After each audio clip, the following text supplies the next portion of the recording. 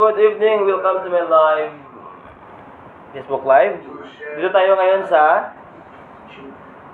magandang lugar. Ayaw kong sabihin kung saan, basta magandang lugar. Sa mabugnaw na lugar. Maraming salamat sa lahat ng nanonood. Nagpapamasal tayo ng paa. Lalo tayo ma-stress. Hirap ma-stress sa buhay. Ay, nako.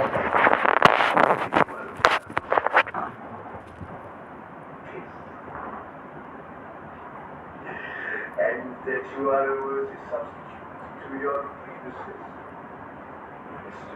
Ay, ito pala, alam mo, may topic ako ito, Bongbong Marcos to Bongbong and Sara.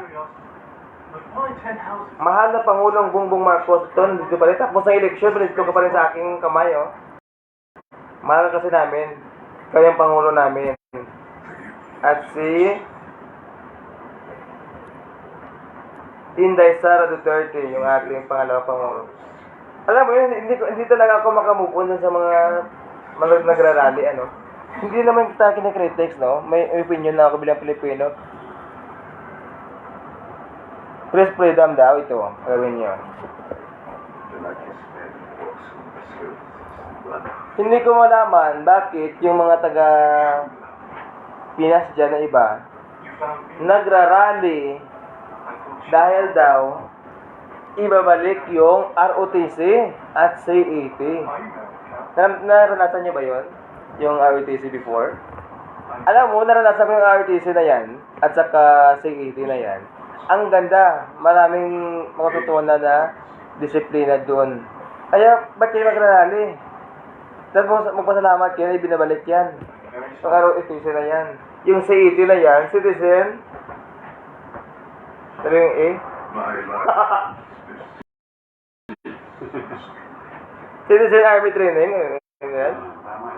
Citizen Army Training yung CET. When I was in high school, yun. Ang ganda talaga ng disiplina ng CET, no? At ROTC. Huwag kayong mag-rally. Magpasalamat kayo sa ating presidente kasi binabalik yun. Paano na tayo balang araw? Girahin tayo ng ibang ibang teritoryo. Paano na kayo? Ang gagawin nyo, mag-TikTok kayo? Andyan na yung diba? Kaya ako pabor ako na ibalik yung ROTC at CET. Huwag kayong mag-rally. Pinoy kayo, ayaw yung depensahan yung bansa nyo? O pumunta kayo sa ibang bansa? Balang araw uwi din kayo. Ang ganda talaga ng CET na yan at sa yung ROTC na yan. Kaya pabor ako. Yung iba natatakot, ba't ka natatakot sa ROTC? Disiplinahin ka naman. Iitim ka? E paano pag may gira? Gusto mo ba nagpaputi ka? Magti-TikTok ka doon sa bomba? Ano yun? Yung pulbura gawin ibang foundation? Kaya ako bilang Pilipino, pabor talaga ako na ibalik yung ROTC. Hindi ako ba't ayaw mo sa ROTC? Mag-comment kayo kung pabor kayo sa ROTC at sa CET na yan. Kaya ako laki po salamat ko sa ating mahal na Pangulong PBBM, no? Alam mo, nung high school ako, totoong, yung napag-aralan ko nung high school ako, iba sa ngayon. Bahala kayo dyan. Sa iba yung pag-aralan ko. Yung Made in Malacanang pala, ipapalabas na ngayong August 3. Manood kayo. Ang ganda nun. Pero may katapat silang movie din. Kaya mamili ka dun kung saan na yung maganda dun. Kaya palang title na yan, Made in Malacanang. Alam mo ba na ang title na yan ay Made in Malacanang kasi noong nangyari daw yung people power na yan, yung lahat ng mga made doon, nandun sa Malacanang, alam nyo yung nangyayari.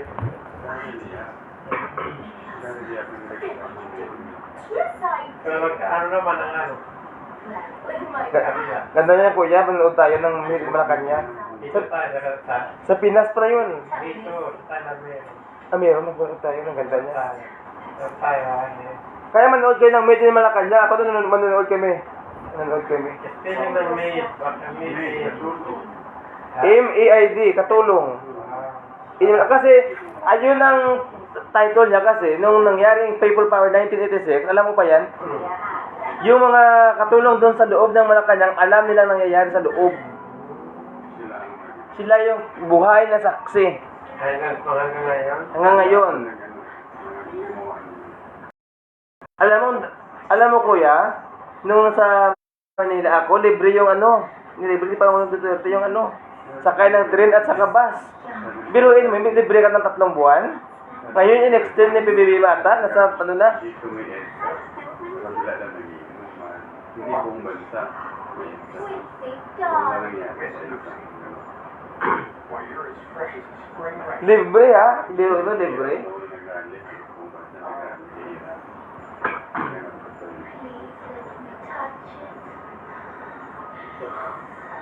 Kaya ako pabor ako sa ROTC na yan. Pabor talaga ako niyan. Oh my dear. Yung pinukala naman ng ngayon, ng DepEd, alam mo, hindi naman ito kinikritics Hindi na daw nire-required sa public school ang pagsuot ng uniforme. Pabor ba kayo dyan? Hindi na i-required kasi dagdag gastusin daw yan sa mga magulang kasi nasa pandemic pa tayo. Pero yung iba, sabi nila, nahihiya daw yung bata mag-aral kasi pag yung damit niya, wala siyang ibang damit, paulit-ulit niyang susuotin. Pero pag uniform daw, hindi halata. Yun ang sabi nila. Pero sa akin naman, siguro kung kaya mo magbili ng uniform, yun na pag lumaan na, yun ang gamitin mo. Alam mo ba, nung nagalit ako ng college, 2 lang yung uniform ko. Kagatapos ako ng 4 na taon. Yung dilirago ko, 1 lang. Sabi ni Vice President Sara naman na kung may luma kang uniform, pwede yung suotin. Yun na. At kung magano ka pa na buhay, kikita ng pera, wala namang tinanganak po sa ngayon, pamili lang uniform, ang anak mo. Wag na. Wag na. Kaya kasi, oo. Hindi naman na, At hindi naman nare-required ng school. Oo. naman binabawal na. Hindi lang naintindihan yun ng tao. Yung ibig sabihin na pala ni Vice President Sara Duterte na makontento ka muna sa ganun. Hindi naman binabawal na mag-uniforme ka. Huwag naman istrikto ng school na hindi na ka uniforme, hindi mo papasokin yung bata, hindi. Pwede kahit naka-civilian siya.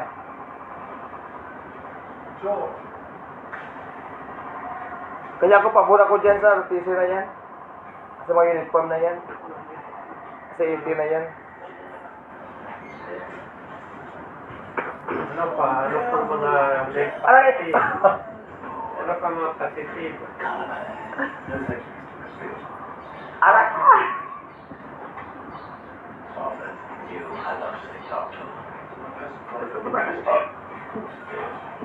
Dito sakit dito oh. Dito.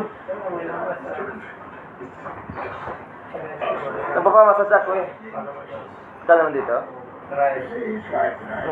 Ayan. Ito pabor din to sa ROTC at sa 80. Pabor din siya ah. Pabor din siya. Ayan. Kasapin ng mga viewers natin. May guest, pakilala naman, guest muna. Kilala mo muna. Ito yung edukadong pakilang tao, sabi nila. Sana, lumayas ka sa mundo. Andito siya.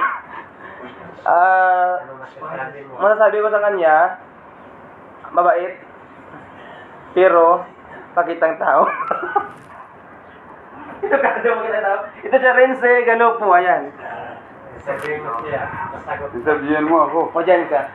Bakit yun ang naging ano sa'yo? Nagay. Nag-tag sa'yo na katawagan? Edukadong, pakitang tao. Bakit ano ba? Ano bang ang nangyari? Yaan mo yan Could you please sila. explain sa ating live? Yaan mo yan sila. Dahil? Wala yan sila magawa sa buhay.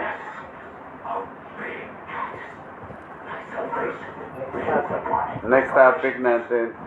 Ba't pabor ka ba sa ROTC? May pabor tayo dyan kasi malaking tulong yan. Para yung kabataan natin na sa ngayon ay madisiplina. Alam mo ba ngayon, yung mga kabataan, parang walang disiplina, no? Wala. Wala talaga. Mga bastos. Wala nang, dito kuya, wala na talaga. Nung dati, ganun yung kamay, pag mataas yung mga dito, hindi ganun. Ngayon wala na talaga. Problema kasi Iba na talaga yung kaya ng mga may mga batas na protektado ang kabataan ngayon Kaya, na yung- ginawa ng mga mambabatas natin. Yung mga mambabatas natin wala na rin magawa sa buhay. Alam mo yung epiktong, yun Yan talaga. ang epekto niyan. Kasi gagawa ng batas, protektahan ng mga bata. Oo. Ngayon, kahit disiplinahin mo sarili mong bata, ikaw pang mali. Makukulong ka. Makukulong ka pa. Makukulong ka na magulang. Noon kahit kami, binangon, ispading, lahat. Oo, Sa katawan namin. Oo, di ba? Manonood dyan, maraming kapitbahay namin makapatunay talagang para kami mga baboy. Pag talagang grabe. Sa yung pananaw, bakit ba ayaw ng iba na ibalik yung ROTC? Anong daw ang reason behind dyan? Baka gusto nila mga bata Ba't nila. parang allergy sila? Baka gusto nila mga bata nila, o hindi na lang paano eh. Hindi na lang mag-e-effort ba. Yung iba daw, kasi sabi Tulogin nila, na lang pakainin. baka daw mahising o ganun, ganun. Diyos ko. Bakit? 90% ba namatay dahil sa hising? May ilan lang naman, oh. Yung ilan na naman yun. Isa sabihin naman nila, mabuti ka, hindi na biktima yung kamag-anak ko sa hising. Sa amin, ganito, ganyan. Kaya, ayaw namin ng ROTC o sa 80 na yan. Hising, involve ang hising na yan dahil pumapasok sila sa mga fraternity. Influensya din yan mga barkada. Kung ikaw mo na bata, kapag ang pundasyon at pagmamahal ng pamilya mo ay malakas, hindi ka sasama sa mga ganyan. Oo. Kakulangan din yan ng mga magulang. Nakadepende talaga yan kung saan ka pa. Oo. Kung saan lugar ka pa. Saan ka pa? Alam mo, sabi mo sa mga magulang na nakikinig ngayon tungkol sa mga bata nila na sumali sa ituloy na yung ROTC sa grade 11 and 12 sa Pinas. Ay, so, tuloy na yan. Napagdaanan namin, maganda naman ang epekto sa amin. Bakit hindi subukan? Oo. Kaya kapag kinig kayo ng ating mahal Pangulo at Vice President ng Pilipinas, ituloy yan, yung ROTC na yan. Itutuloy. Ituloy nyo. Mahal na Pangulong PBBM, ituloy. 31 million yung pabor sa ROTC. Kaya, manigas kayo kung ayaw nyo sa ROTC. I-implement yan ng Republic of the Philippines. O, diba? Maganda kasi malaking tulong. Madisiplina ang ating kabataan. Dito 100% kailangan mong pumasok sa military. Dito? Pag 18 ka? Mga lalaki, Talaga? Nire-report talaga? required. O i-kwento mo ngayon sa Thailand?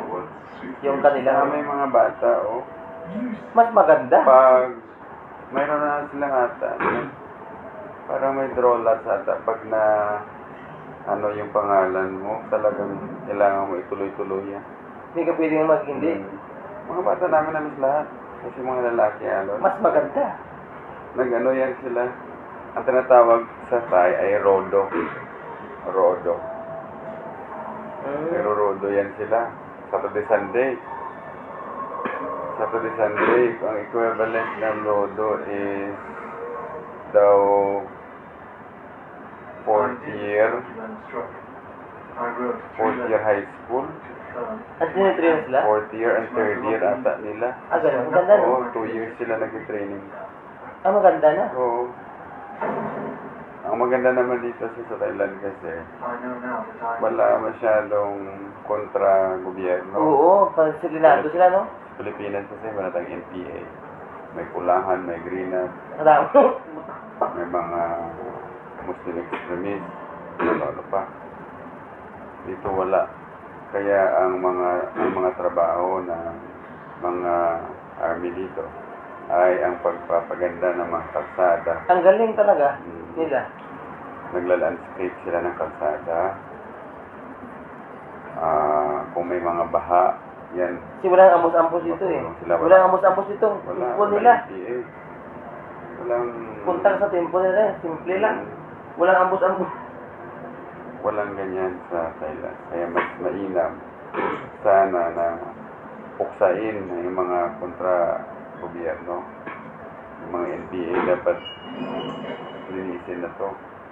Kasi yan ang nagpapababa, no? Nang imbis na akyat na tayo, hilain pa. No? Oo, yun. Yun yung... May mga proyekto na sa liblib, sinusunog. Saan makukuha ng mga ano na yan? Sabi nila, pro ano sila, maralita. Pro mahirap. Pero nagpapahirap sila lalo. Oo, tama yan. Kaya dapat, kung totoo kang may masasakit sa bansang Pilipinas, mahalin mo yung bansa, gumawa ka ng mabuti.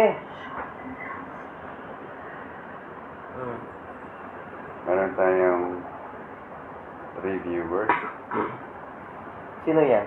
Hindi natin alam kung sino yan kasi hindi naka-indicate. Magandang gabi po sa inyong lahat dyan. Thank you so much for watching live. Yung topic namin, kasi naiinis kami sa mga iba dyan. Kunwari, nagmamalasakit, wala naman. Ituloy ang advertising sa akin lang. Sa aking opinion, ituloy yan. Tutuloy. Ano naman masasabi sa mga taong stress na stress sa tagumpay ng isang tao? Kasi Ay. stress siya. Kasi natagumpay ka sa buhay mo eh. Kaya siya naapektuhan talaga ng gusto. Ayan. Jealous lang yan. Ano sabi mo sa kanya? Jealousy lang yan. Magbili din siya ng ano. Jealousy sa bintana yan. Ayun para mawala ng jealousy niya. Kung natagumpay yung isang tao, dapat masaya ka. Kasi baka, siya pa yung makatulong sa'yo. Tama. Ba't ka huwag mong sisiraan, darating ang araw talaga, baka matulungan ka pa niya. Ngayon, pag siniraan mo siya, lalo kang masistress, ang mahal ang gamot. Ang gawin mo na lang, mag-focus ka sa buhay mo at magpakarami ng pira. At mag-enjoy. Sabihin naman ng iba, ano mong puwi pira pag namatay ka? Hindi gamitin mo sa kabao.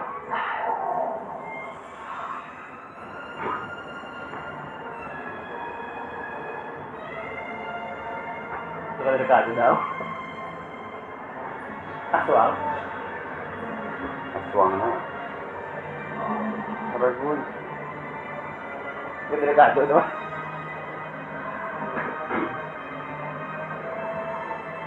Ay, inaalaw na niya ako. Si ba yung ngawin, kung natabunan na. Aswang ko to eh. Ay, kita ko. Aragul. Vampira. Ay, may uso?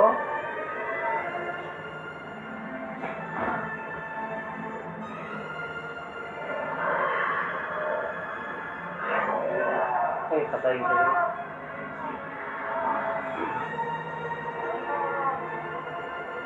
Wala man.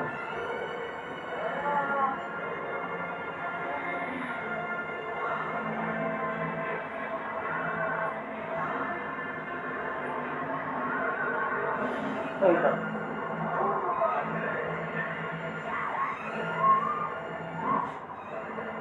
Kalamatay sila. Bundiera si Sastra, just berbat kumirapat.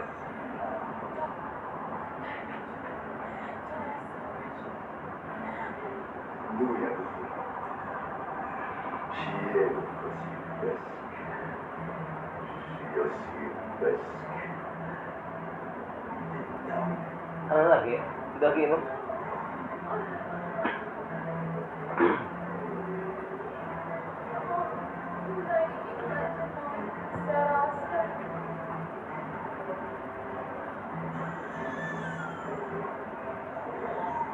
Eh, bata mo na. Ito mo niya.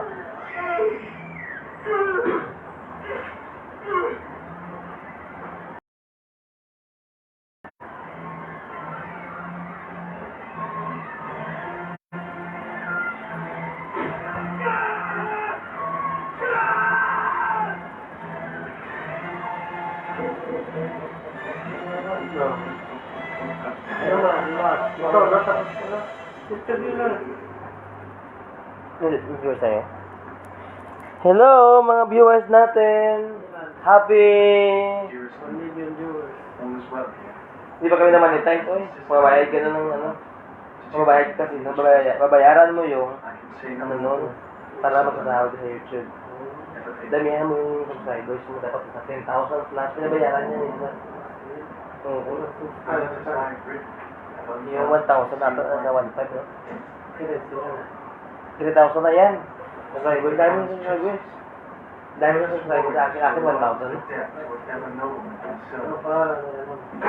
Ay, Giraffe TV. Andun ka. Sa YouTube, nilagay ko na. Two boxes of decrepit towels, the castle. They are to be delivered to his newly acquired Carfax palace. Ano ang pinakamagandang gawin sa mga taong stress sa buhay? Mentally stress, emotionally, physically. Anong mapayo mo dun sa kanila? Kasi maraming tao talaga ng ganyan eh. Na ano?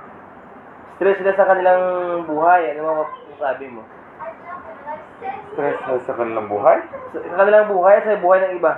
Ay, naku, mga Marites lang yan sila. Kaya nga, mayroong Marites University para dyan sa kanila. Kailan niya na magpa-enroll na sa doon? Oo. Pa-enroll na kayo doon.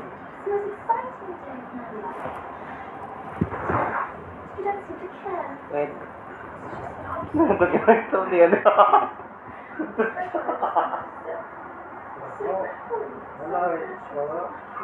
Wala. Dito.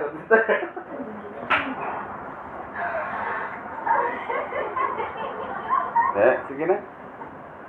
Alas 11. Ay, alam mo ba ngayon, ay charter sa Kabankalan City. Ngayon, alam mo, nakikita ko sa topic natin ngayon si Honorable Mayor Benji Miranda, no?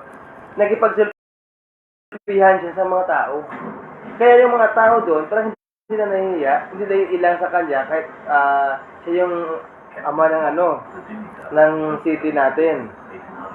Ano ba ang masasabi mo sa kanyang pagkikipag kapwa-tao doon sa ating mga kababayan sa Kabankalan? We are very happy with the charter anniversary. Wala tayong masabi niya. Kasi importante, maganda ang serbisyo na naibibigay sa tao. Binabalik ang buwis na... At alam mo ba, yung daan from Asok going to Tabugon, nasa 10 kilometers yan eh. Dumaan ang ilang taon, umabot na ng 50 years. Ngayon, pinasiminto na ni Mayor Benji Miranda. Ngayon lang. Kaya yung mga tao sumasaya talaga. Masiminto na yun. Bakit pwede palang magawa yan? Pwede talaga. Ngayon lang ginawa. Kung gustuhin, Bakit pwede, pa? pwede. Yung ginawa. Ay, Mayor, doon sa may, doon sa may Purok Villa, Progreso, after ng Mambaog, ang daan doon sobrang pangit. No, maganda ang daan ng Oriental, ng Occidental, maganda. Sobra. Dapat nakita nyo yun. Actually, gusto ko sanang hindi ko kasi na-videoan eh. I-videoan ko sana, tapos i-forward kay Congresswoman, kay Congresswoman Alvarez. Kaya lang hindi ako nakapag-video. Nahiya naman ako na magsalita lang na ganito ganyan. Dapat meron tayong ebidensya. Wala talagang hindi maganda. No? Kahit nga motor, no? Yung habal-habal, mahirap makadaan doon. Sana magawa ng paraan yun kasi maraming mga commuters, no, from Manduao, Barangay Manduao, going to Bantayan, na namimili kada Sabado o hindi kaya ang iba nag-aaral. No? Eh dapat matugunan sana yon kasi maraming mga mamamayan doon na nakatira, no? Hindi lamang sa Oriental, no? Pati na rin sa Occidental po. Kaya pag nagawa yan ng paraan, nagawa niya ng paraan, maraming libo-libong tao ang magpasalamat sa ating gobyerno dyan sa Cabancalan City. Hirap kaya dyan, pag nagulan. Nakamadaanan kahit motor, di ba? Ang hirap talaga dyan.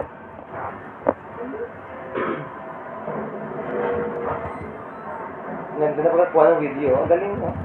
Galing ng mga filmmaker, no?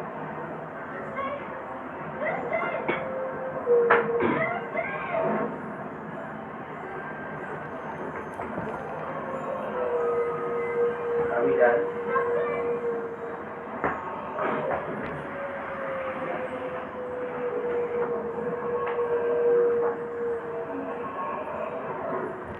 Maraming salamat po.